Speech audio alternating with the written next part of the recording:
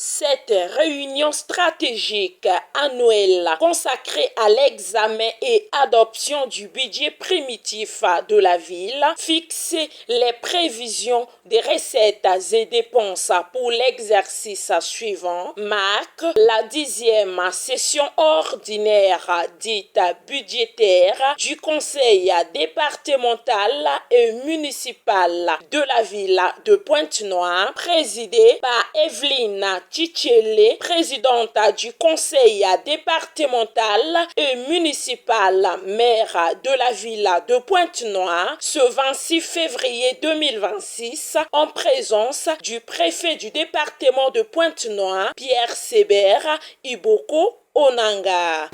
L'ouverture de la session budgétaire est un moment majeur de la vie du Conseil. C'est un moment solennel qui nous rassemble au-delà de nos divergences. Il nous rappelle que nous sommes tous embarqués dans une même pirogue, que nous partageons et forgerons ensemble un destin commun, tourné vers l'avenir qui nous préoccupe et que nous essayons de façonner, tant bien que mal. Le débat budgétaire est le temps fort du débat démocratique.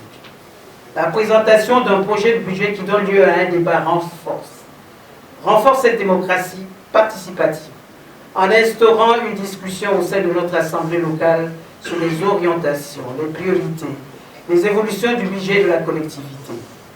Le débat est donc essentiel à cet exercice de transparence. Nous ne saurions nous affranchir de cette contrainte, ni nous en offusquer au risque de détruire ce qui fait le socle même de la démocratie. Cela signifie deux choses. D'abord, que notre démocratie fonctionne. Ensuite, que les élus locaux, que nous sommes tous, s'impliquent et cherchent réellement à apporter leur contribution à l'édifice commun qu'est le budget. À titre documentaire, cette session constitue un acte de la normalité budgétaire territoriale pour la cohérence, comme le dépeint. La session budgétaire n'est pas un simple exercice de validation comptable.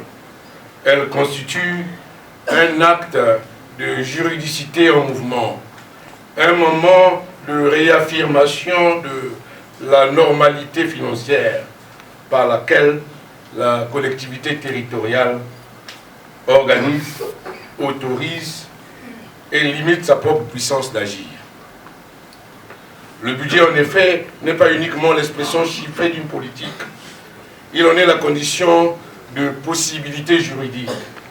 Il ne constate pas l'action publique, il la rend possible, il la rend légitime et, ce faisant, il la rend opposable. À cet égard,